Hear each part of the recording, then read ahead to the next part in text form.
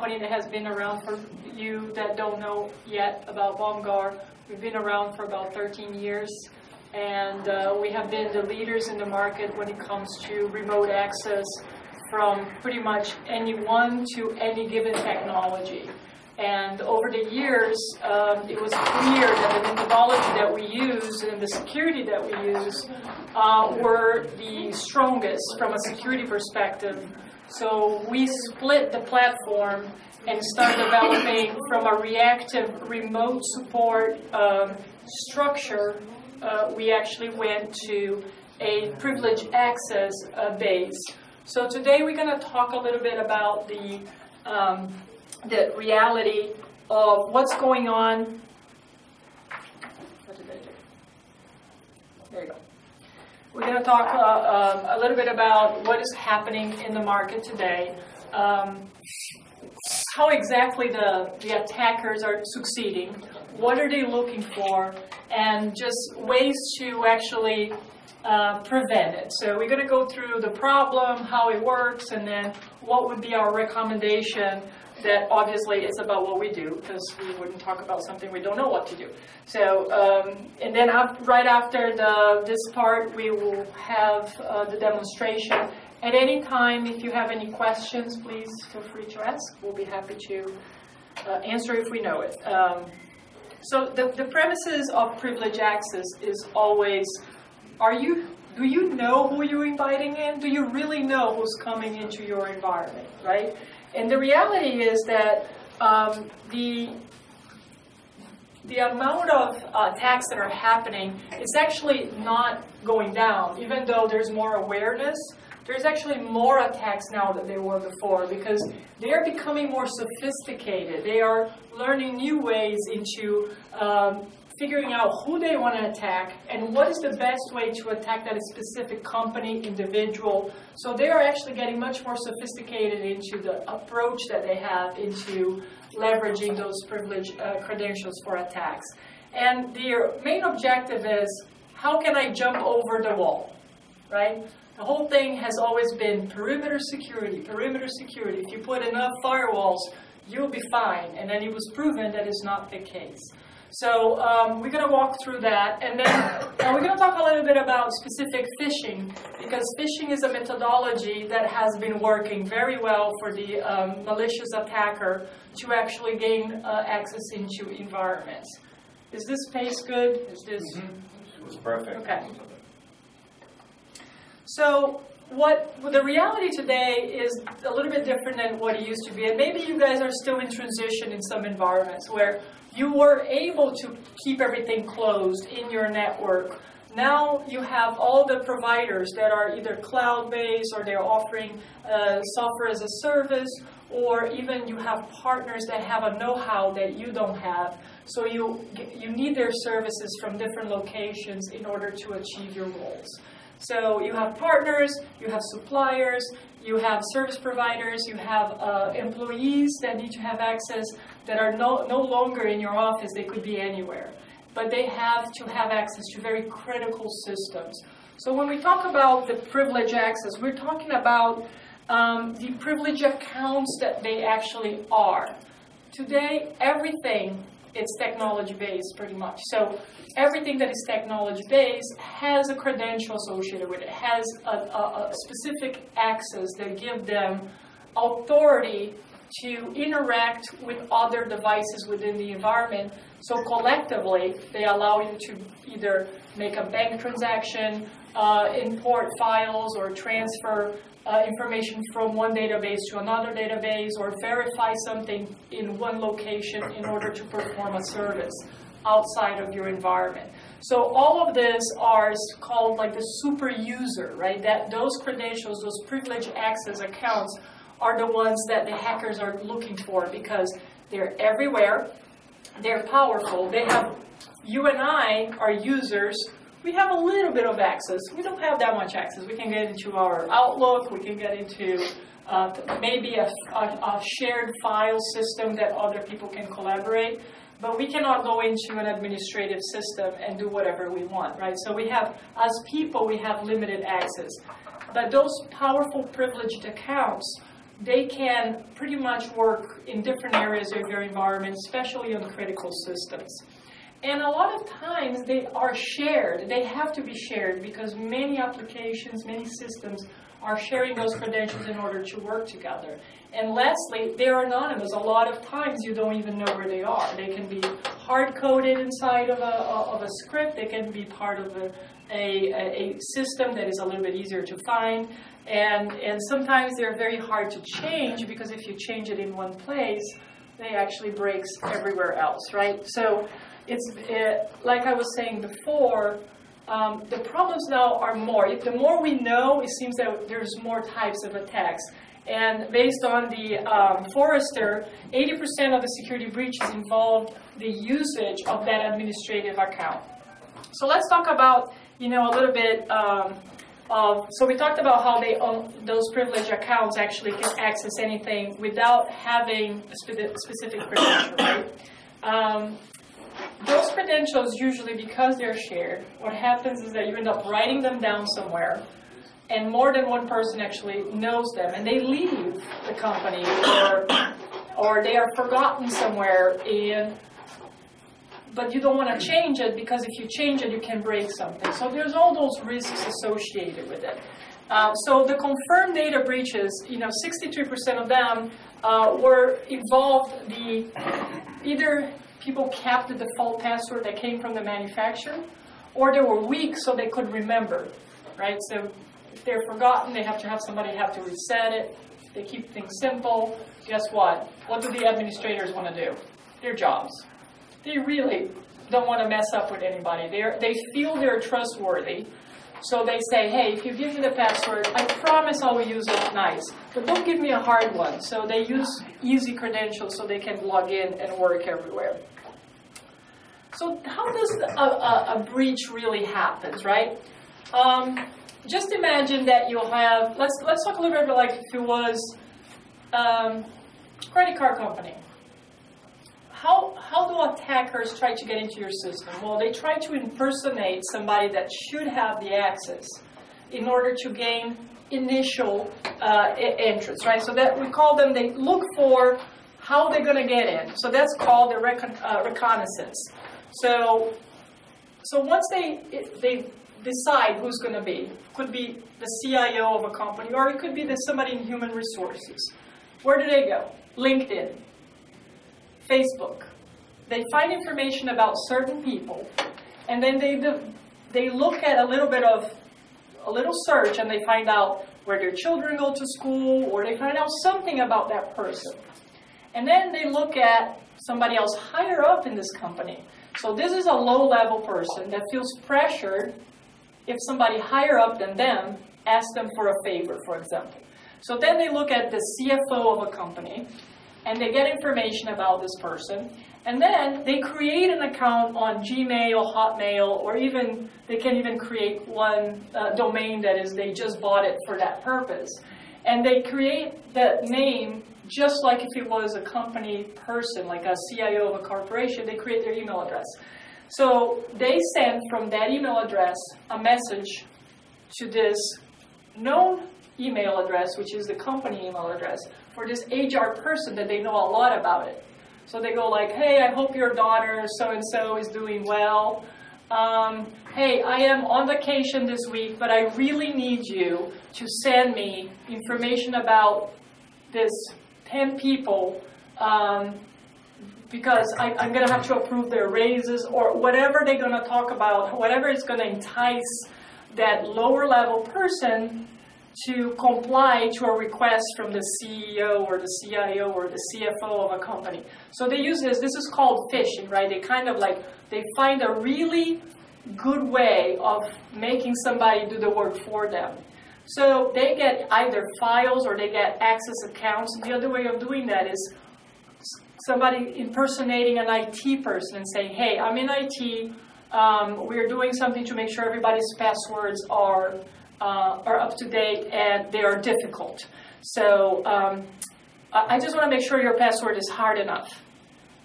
You have a combination of letters, numbers, special characters, but there's some characters that we don't accept. So what is your password so I can make sure that is okay? So they know the name of the IT person because it's in LinkedIn. They know the name of that HR person because that HR person is also public information. So they get access into with one password, with one small access as a user. Well, once they get into that entrance, that low-level entrance gives them ability to do the infiltration, and then they look for vulnerabilities inside of those systems in order to stay for a while and look for passwords. So they may break something that forces that user to call help desk. And then when help desk answers, they have to enter their administrative password. Once they enter their administrative password, that host, that attacker that is living in this individual computer now has an administrative password that they have copied. Guess what? Now they can leapfrog into another machine as an administrator and keep gaining access until they find the information they want to exfiltrate. So they do the infiltration, they do the exploitation, and then at the end of it, they're able to exfiltrate, and they can do that over a period of months. They can sit in without being noticed for a very long time. That's what I was saying, where it is very sophisticated. So, so there's all these layers, right? When you talk about the credential, we talked about the credentials being privileged credentials. But when you look at it, the privileged credential really got used around over here. It wasn't here, and it wasn't here, right? So how did they get all the way in there? How do we stop them before they actually come in? The chances are you might already have somebody just nesting in your environment, waiting to exfiltrate information. So you could have already that inherent risk. So there's no more firewall that can go tall enough, or you make your moat deeper and bigger and you throw some crocodiles in there. But there is no more way of keeping that attacker for actually going and jumping over that fence. You can't do that. So you have to take other measures, right? So VPNs, we were talking. A lot of companies now, their big topic is we got to get rid of VPNs for privileged access.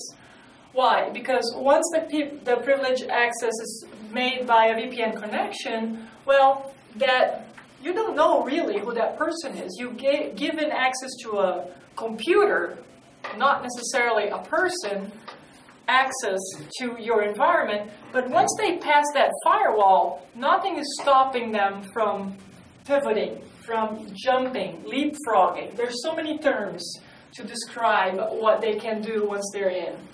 So the VPN is the wall that they crashed, the firewall that they went through, right? So they were given a key to get in. That's what they did. So there's nothing really there's very little things that you can do. Not a good strategy if you have critical systems that you're trying to protect. But you know what? I'm trustworthy, you're trustworthy, your admins are trustworthy, but we all have a price. And especially in Latin America, where everybody's very conscious about physical security, you understand threat, you understand kidnapping, you understand a lot of things. There's certain things that a person might not have control over. They might be forced to do something to protect a loved one, or they might be even being used by somebody else without knowing. So internal threat to critical systems is also very important. And a lot of them, because people are inside of their network, they really don't have good measures to know what they're doing when they are doing their regular work on a system as well, right? So a lot of organizations, they do feel that they don't have knowledge or control of what their super administrators are doing, because all the administrators want access to everything.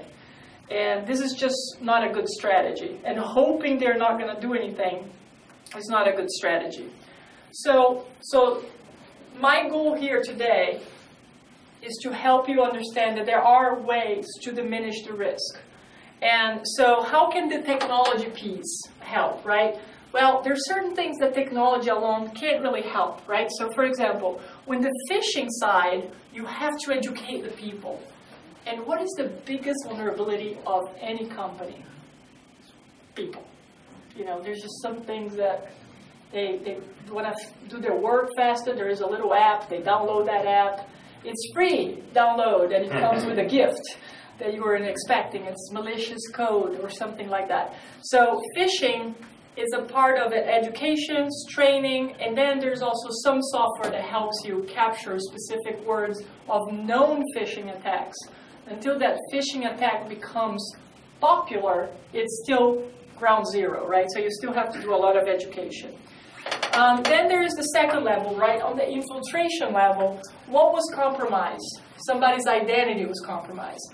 So identity and access management, multi-factor authentication, and behavior analytics are the hot words on the market today for controlling those types of risk. But some of those things that are here, behavior analytics.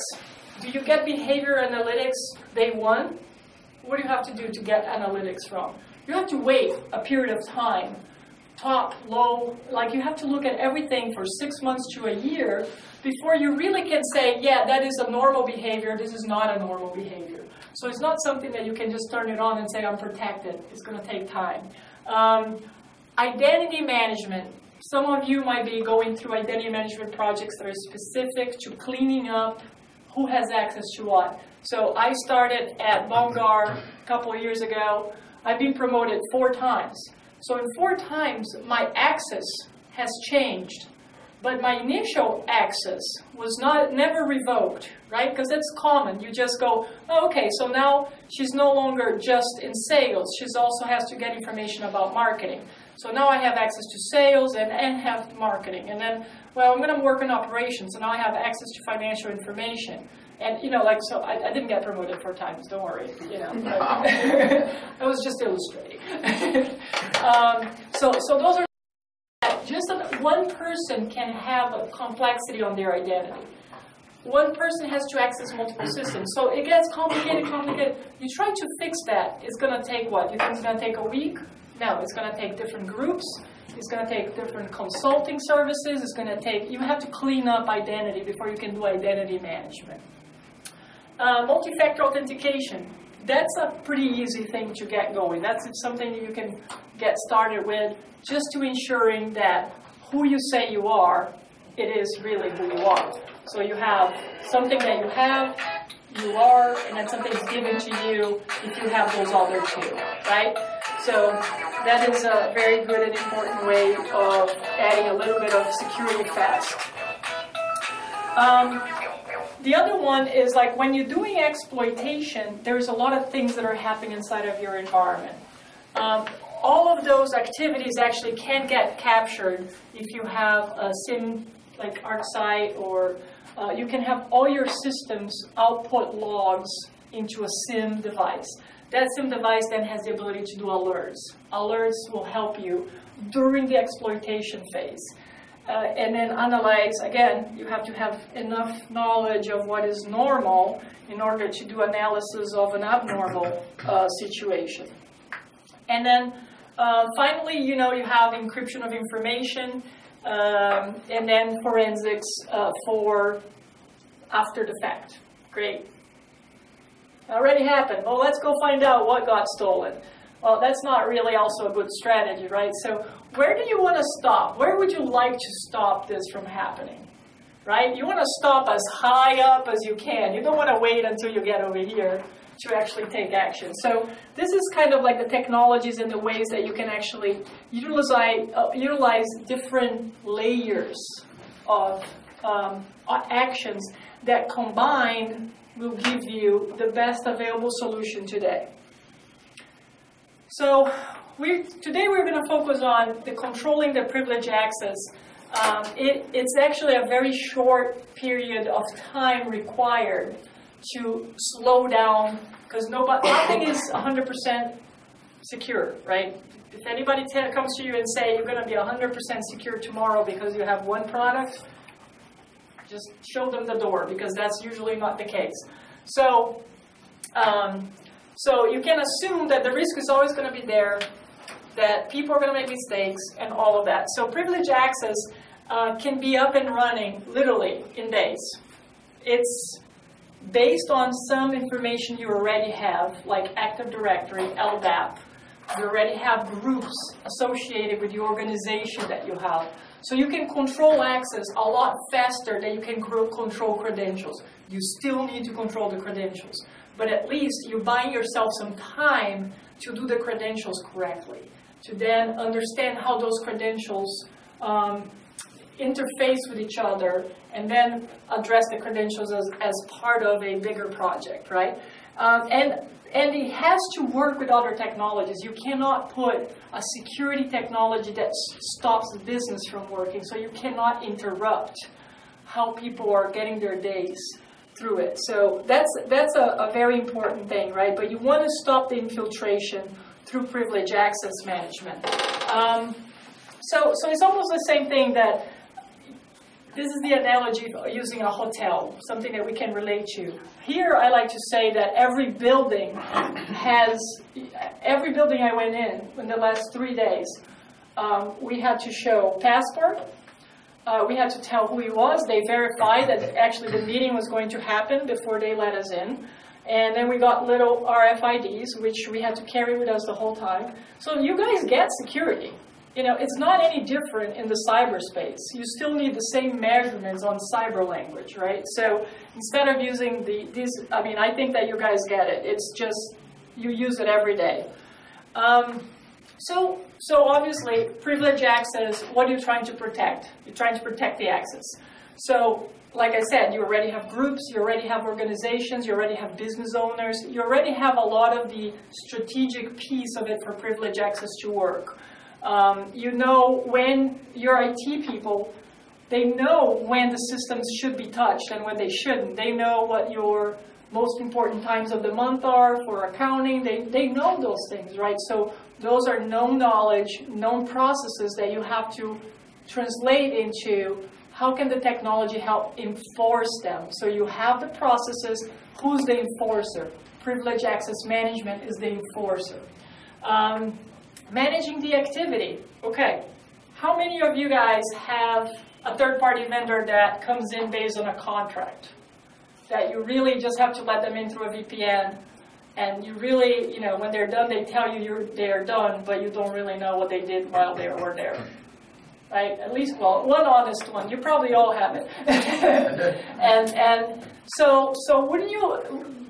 Once you get the bill that says that IBM was inside of your network for 30 hours to do some AS400 upgrade, and you go like, okay, I don't know, it's working. All right, sign the check. Here you go, IBM, $30,000 right there.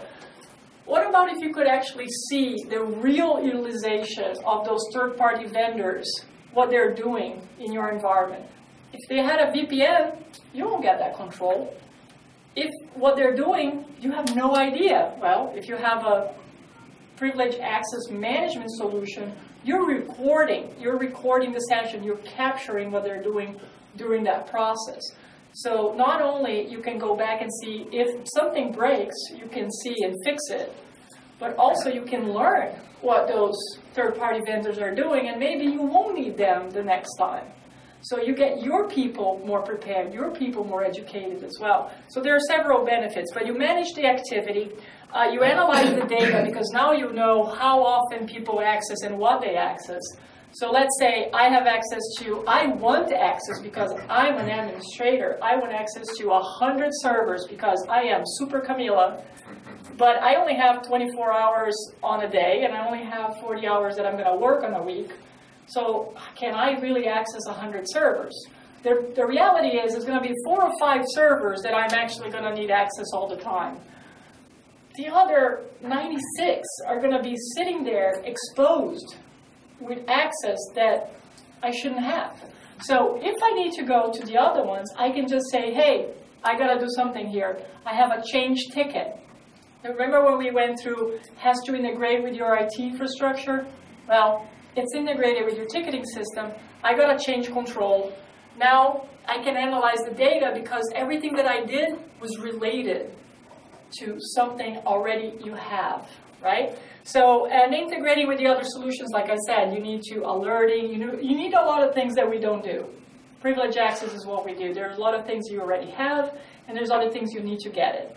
So, so those are the integrations you have to actually, wow, I'm fast. So this is what we were talking about, right?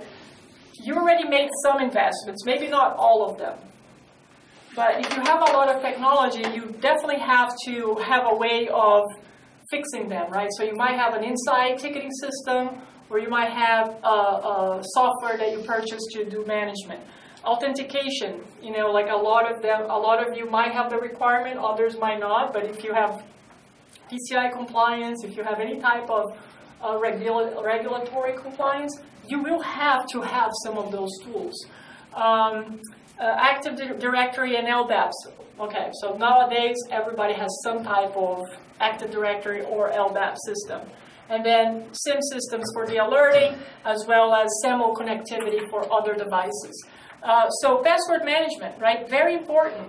You might be doing it today with an Excel spreadsheet that is, that everybody has a copy and is inside of their first drawer because they need to have access to it fast. Or it might be written on a sticky note underneath the keyboard. And your administrators, it's secure, it's under the keyboard, so it's not there on the monitor at least, right? But, that is not really the best way to keep administrative passwords around the IT department. But you know what? Oh, you need to have your badge to get into the IT department. This you guys do really well. So it's more secure than in US, by the way. But when you have the solution that can actually integrate with everything, you actually, now we're talking about, it's organizing, it's helping you keep the controls that you already put in place. But I can have all the features in the world. I can say, if you put my product in, you're going to be so secure, nothing's going to happen. You know what that means? I went into your data center and I unplugged everything, I powered it down, and nobody can access. But what happens when nobody can access?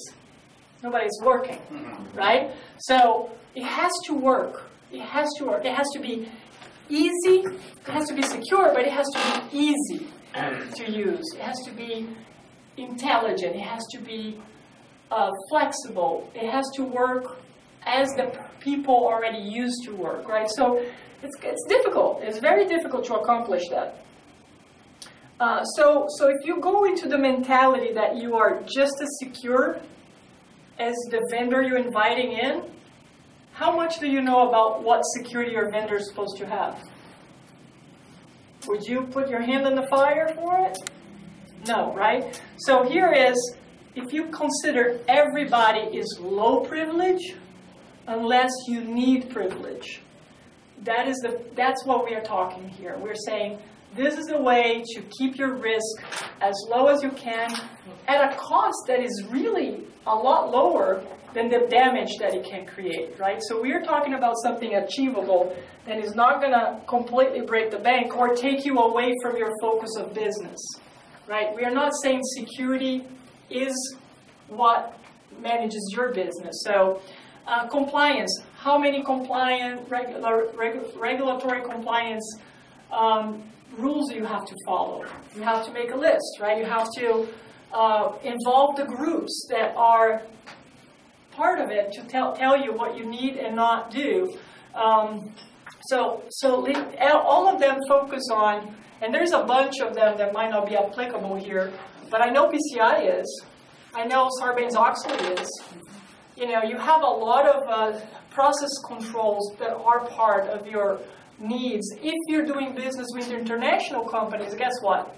You have to abide by the international rules as well. It might be a business decision, not a regulatory one, but it still applies. So limiting the access, audit trail. So like I said before, you have to know what is happening in order to manage, right? If you don't know what you have, you can't manage. And obviously that multi-factor authentication, very important, is something that you can even get free ones nowadays with Google Authenticator.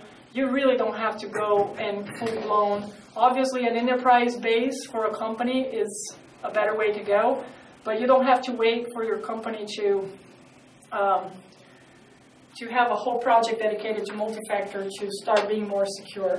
So our recommendations, I think I kind of been recommending the whole presentation, but ongoing security education, that's a journey. Education is never a one-stop shop here. This is something you have. People only retain. So today, you guys going out of here with about 10% of what I said. That's the average of what a person really gets, you know, from any type of new education. And you have to look at it from a big bang for the buck, what we say in English, right? So how can I get the most, the fastest, with as little as possible? So that's one of the things, right? Consider security technology not as locking it so much down that nobody's using it, but give them something that it can really quickly show you progress, right? So privilege access is one of those things. Ease of implementation, like I said, weeks instead of months, years that it would take to really do identity, privileged identity management from a credential perspective. And then other solutions, leverage the solutions you already have in place, make them work better for you, like the groups, the information that you already have. Use what you have to the best, and as you're doing a new project, clean up the stuff that is not working.